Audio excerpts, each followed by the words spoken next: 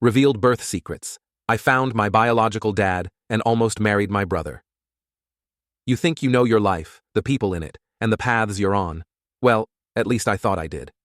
My name is Quinn, and I live in a small town where the phrase, "it's a small world," isn't just a saying, it's practically a way of life. Everything here is interconnected, much more than I ever realized. Up until a few weeks ago, I was living a pretty straightforward life, or so it seemed. I'm a graphic designer, which for a town like ours means I do everything from local business logos to high school event posters. Life was predictable, comfortable, and safe. But here's where it gets complicated. Just days after the happiest moment of my life, getting engaged to my longtime boyfriend Patrick, who lives just across the street, a shocking secret surfaced. It started with some old letters I found, letters that weren't meant for me but about me, or at least about the families I thought I knew so well. Join me as I unravel the threads of a story that turned my world upside down, revealing secrets that have been hidden in plain sight, testing the bonds of love, family, and forgiveness. This isn't just about a couple torn by revelation, but about a community forced to face the truths we often choose to ignore. So, grab a seat, maybe get a comforting drink, and dive into this journey with me. It's going to be a bumpy ride. It was a chilly evening in late October, but the stars were out, twinkling like a promise of something magical. Patrick had suggested we go out for dinner to celebrate our 5th anniversary at La Bella, the quaint little Italian bistro where we had our first official date. I remember pulling on my coat, the one with the broken button, and glancing at myself in the mirror. I smoothed my hair, no idea that my life was about to change. We walked hand in hand to the restaurant, just a few blocks from where we both lived. Our conversation was light, filled with the comfortable banter of two people who knew each other inside and out. Dinner was delightful, spaghetti carbonara for me, lasagna for him, and a tiramisu to share. It was perfect, familiar. As we finished our dessert, Patrick became unusually quiet, his hands fidgeting with his napkin. My heart started racing, sensing something was up. Then, he reached into his pocket, pulled out a small velvet box, and slid off his chair onto one knee right there beside our table. The restaurant went silent, all eyes on us. "Quinn," he said, his voice steady, but his eyes betraying his nerves. "I love you more than anything in the world. Will you marry me?"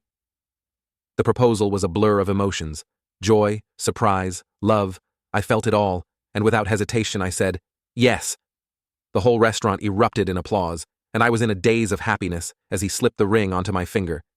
It was exactly how I had always imagined it would be. The following weekend, we decided to have a small engagement party with our families. Given how close our houses were, literally facing each other across the street, it felt more like a communal celebration than two separate families coming together. Our parents seemed genuinely happy for us, sharing laughter and old stories about us as kids running around the neighborhood. Our mothers, both pillars of the community garden club, were particularly animated, already buzzing with ideas about wedding decorations and flower arrangements. Looking around at everyone's smiling faces, I felt a wave of contentment wash over me. Our families blending so well, the ease of the evening, it all seemed too good to be true. Little did I know how true that would turn out to be.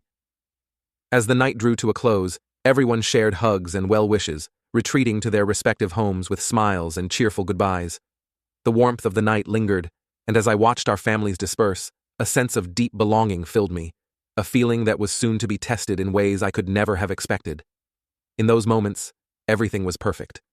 We were surrounded by love, by community, by a shared history that we thought we understood. But hidden beneath the laughter and the shared memories were secrets that were about to surface and challenge everything I thought I knew about my life and the people in it. A few days after our blissful engagement party, on a lazy afternoon, I decided to do some cleaning. The attic, which had always been a storehouse of forgotten treasures and family memorabilia, seemed like a good place to start. As I sifted through boxes filled with childhood drawings and old-school reports, I stumbled upon a small, tucked-away chest that I didn't recognize. It was dusty and adorned with intricate carvings that suggested it held more than just random trinkets. Curious, I opened it and found a stack of letters tied together with a faded red ribbon. The top envelope was addressed in elegant, flowing handwriting to "My dearest Eleanor," who I knew was my mother. My heart skipped a beat as I unfolded the first letter and began to read. The words were those of affection and longing, clearly not written by my father. Each letter was a piece of a puzzle, revealing a passionate affair between my mother and none other than Mr. Thompson, Patrick's father. The dates on the letters spanned several years, some as recent as last year. My hands trembled as I absorbed the words, each sentence twisting a knot tighter in my stomach. Later that evening, with the letters tucked into my bag, I went to my parents. My mother was in the kitchen, humming to herself as she always did while cooking. The normalcy of the scene felt surreal, given the turmoil churning inside me. "Mom, can we talk?" I asked, my voice steady despite the shaking of my hands. "Of course, honey. What's on your mind?" she replied, turning from the stove with a smile that soon faded when she saw my expression. I didn't waste time. Pulling out the letters, I placed them on the kitchen table. "I found these in the attic," I said. Her face drained of color as she picked up the letters, her hands shaking as she recognized them. "Oh, Quinn," she began, her voice a whisper of regret. "Is he Patrick's father? Are you still?" The questions poured out, each one heavier than the last. My mother sank into a chair, the letters falling from her limp hands. "It started before you were born," she confessed. "It was a mistake, but we couldn't stop. We ended it many times over the years, but—" Her voice trailed off, unable to meet my eyes. I felt the room spin as she continued, explaining that their last rendezvous had been over a year ago, a lapse after nearly a decade of genuine separation. The truth hit me hard, not just the betrayal of the affair, but the implication of all the intertwined relationships. After all, it turned out that my father was Mr. Thompson, and Patrick was my half-brother. How could you? Does Dad know? Does Patrick? The questions felt endless, each one puncturing the ideal image of my family and childhood. "He doesn't know. Your father, I mean."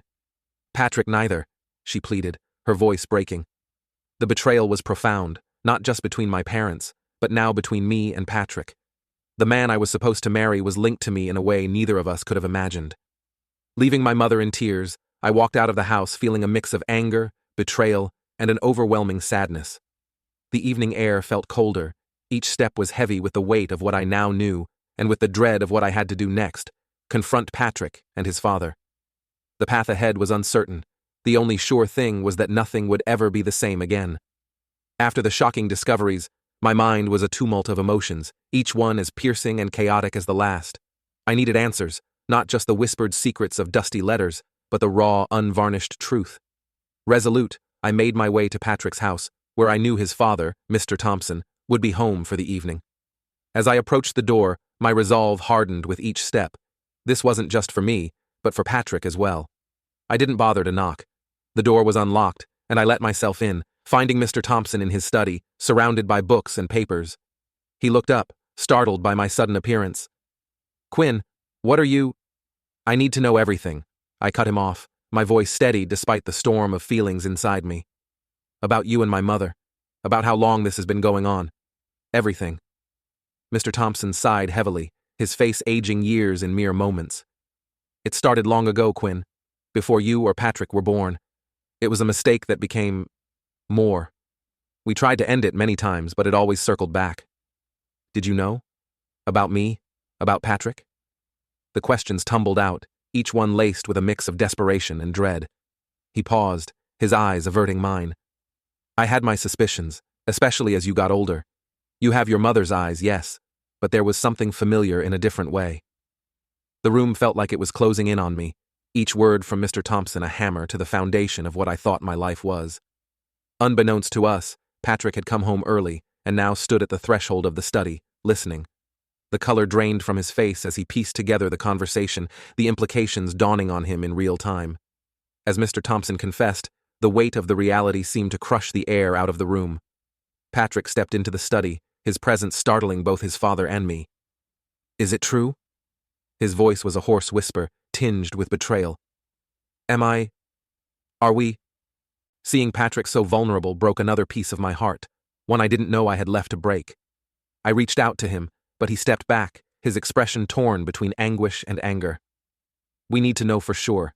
We need a test," Patrick said finally, his voice gaining strength as he spoke.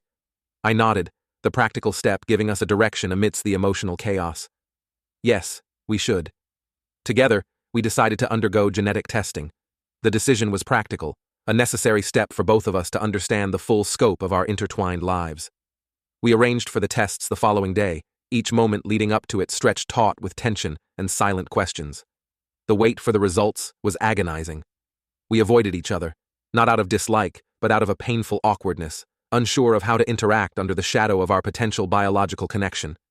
I stayed at my parents' house, each passing hour a mix of dread and an intense longing for the simpler days before the truth had come out. The results came faster than either of us had hoped for, but not with the clarity we had wished. The tests confirmed our fears. Patrick and I were half-siblings. The biological truth laid bare. There was no going back to the ignorance or the innocent love we once shared. I met Patrick at the park where we used to play as kids, now a poignant backdrop for our fractured fairy tale. As we walked, the fall leaves crunching underfoot, we talked, not about what could have been, but about how to move forward. We can't undo the past, Quinn, but we can decide how we let it affect us, Patrick said, his voice thick with unshed tears. I know, I replied, squeezing his hand, a gesture of familial love now, nothing more. We'll always have a bond, Patrick. It's just different than what we thought. The revelation changed everything. As we parted ways that day, it was with a mutual understanding that while our future wouldn't be together as we had planned, we would always be part of each other's lives, connected by shared history and a deep, if complicated, love. As I walked away, the cool breeze felt like the closing of a chapter and the painful beginning of another, in a story still being written with uncertain hands. With the truth laid bare and the results in hand, Patrick and I knew the next step involved confronting our parents together. We needed to understand the full extent of the deceit, the reasoning behind the years of lies, and how we could possibly heal as a family, if at all. We arranged a meeting at my house, a neutral ground laden with memories of a seemingly happier time. As our parents gathered in the living room, the air thick with tension, Patrick and I presented the DNA results. I think you owe us all an explanation, I said, my voice steady, though my hands trembled slightly with the papers. The room was heavy with silence until my mother, tears already brimming in her eyes, spoke first. I'm so sorry, Quinn, Patrick. This was never how I wanted things to come to light. My father, the man I had always known as Dad, looked defeated. His shoulders slumped as he took in the full weight of the situation.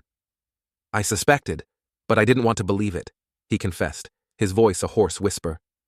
Patrick's mother, previously unaware of the ongoing affair, sat in stunned silence, her gaze fixed on Mr. Thompson. How could you? She finally uttered, the pain evident in her eyes. Mr. Thompson looked at each of us in turn, the weight of his choices etched deep in his face. I made mistakes, he began, his voice faltering. Mistakes that I deeply regret, and for which I am truly sorry. I loved Eleanor, but I also failed her, you, and our families. The room erupted into a cacophony of questions and accusations as Patrick and I sought to understand the rationale behind our parents' decisions. Why keep this secret for so long? Patrick demanded, his voice tinged with anger and confusion. It started as a mistake, my mother explained, and then it became a series of mistakes that got harder to correct as time went on. We thought we were protecting you both. Patrick and I exchanged a glance, the shared pain of betrayal evident between us. But instead, you built our lives on a lie, I said, struggling to hold back tears. We thought we were doing the right thing, my father interjected, his voice cracking with emotion. I wanted to be your dad, Quinn, no matter what. In a town as small as ours, secrets have a way of morphing into public spectacles. Despite our best efforts to handle our family crisis privately, rumors began to swirl, fueled by overheard conversations and pieced-together truths. Within days, the affair between my mother and Mr. Thompson, and the shocking revelation that Patrick and I could be half-siblings, became the focal point of local gossip. It started subtly enough, whispered talks at the grocery store, pointed stares at the cafe, and an uncomfortable silence whenever I walked into the gym. But soon, the whispers grew into overt discussions, with people not bothering to lower their voices as I passed by. Can you believe it? Right under our noses all these years, I overheard one woman say to another as I tried to keep my head down, picking up mail from the post office. The grocery store became a battleground of curious eyes and not-so-subtle nods toward me. Checking out with my items, I caught snippets of conversation about the drama across the street. Each word felt like a pinprick, each sympathetic glance a reminder of how drastically my world had changed. As the story took on a life of its own, embellishments and speculations added layers to the already painful truth. The community, once a source of comfort and familiarity, felt increasingly alien. Friends I had grown up with now hesitated to engage, their awkwardness adding to the sense of isolation. I tried to go about my daily routines, but the air was thick with judgment and pity. At the local diner, a place I had always found solace, I overheard my story being dissected with a mix of moral outrage and scandalous delight. "It's just like something out of a movie, isn't it? To think she almost married her brother," someone said from a nearby booth, not realizing I was within earshot. These reactions stung, leaving me to grapple with feelings of betrayal, not just from my family, but from a community I had once trusted. I felt exposed and vulnerable, a spectacle for the town's entertainment. Retreating to the relative safety of my home, I spent long evenings staring out the window, watching the same streets I had once played on as a child. The familiarity of my surroundings now seemed a cruel joke. I began to question everything, every relationship, every familial tie, every memory. How much of my life had been a lie? How deep did the deception go? I pored over old photographs and mementos, each piece a fragment of a puzzle I was no longer sure I wanted to complete. The strain was palpable, not just emotionally, but physically, as sleep became elusive and anxiety a constant companion. The pressure of the community's gaze became almost unbearable.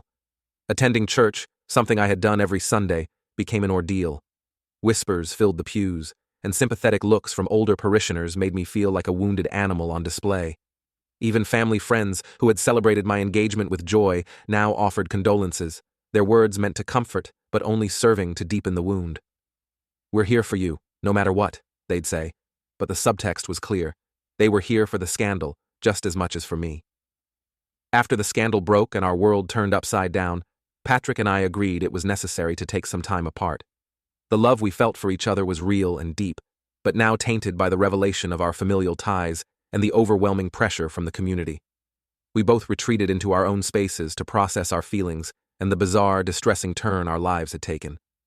I stayed at my aunt's cabin, surrounded by forests and silence, a stark contrast to the judgment-filled whispers of our town. Here, I could breathe, think, and begin to untangle the complex emotions that the revelations had spurred. My days were spent walking through the woods, the rustle of leaves and the chirping of birds my only companions, allowing me the solitude to reflect on everything that had happened. During this period of isolation, my thoughts frequently turned to Patrick. Memories of our time together, every laugh, every tender moment, played in my mind like a film, each scene now colored by the knowledge of our shared father. I wrestled with feelings of betrayal, not just by our parents, but by fate itself. How could something that felt so right be so undeniably wrong? I also pondered my relationship with my parents. The betrayal of trust, the years of deceit, it all seemed insurmountable. Yet, they were still my family, the people who raised me, loved me. Could I ever forgive them? Should I? After weeks of solitude, Patrick and I agreed to meet at our old favorite cafe, now empty, except for us. The familiarity of the place made the conversation we needed to have even more surreal. "Quinn, I've missed you," Patrick started, his voice laden with a sadness that matched my own. "But I know that things can never go back to how they were." I nodded, taking his hand across the table, feeling the familiar warmth, but also the jarring wrongness of it all. "I know, Patrick. I love you so much, but every time I look at you now, I see the mess, the scandal, and our connection." "We've been dealt a strange hand," Patrick said, squeezing my hand gently. "I wish more than anything that we could make this work, but the societal backlash, the family complications, it's too much. It's not just about us anymore. It's about finding peace, maybe not together, but within ourselves," I added, my voice steady, though my heart ached. With heavy hearts, we came to the mutual painful decision to end our romantic relationship. It was a choice influenced not just by the societal pressures, but by a desire to live without the constant shadow of our familial entanglement. We promised to support each other as friends, as siblings, but acknowledged that our paths forward needed to be separate for us to heal and rebuild our lives. Leaving the cafe, I felt a hollow sadness, but also a clarity about what needed to be done. The decision to part ways with Patrick was difficult, but deciding how to handle my relationship with my parents proved even more challenging. After much thought, I decided to slowly rebuild my relationship with them. Forgiveness was not immediate, but I recognized the need for closure, for understanding, and possibly for reconciliation in the future. As I drove away from the cafe, the road ahead uncertain but open, I felt the weight of the past starting to lift.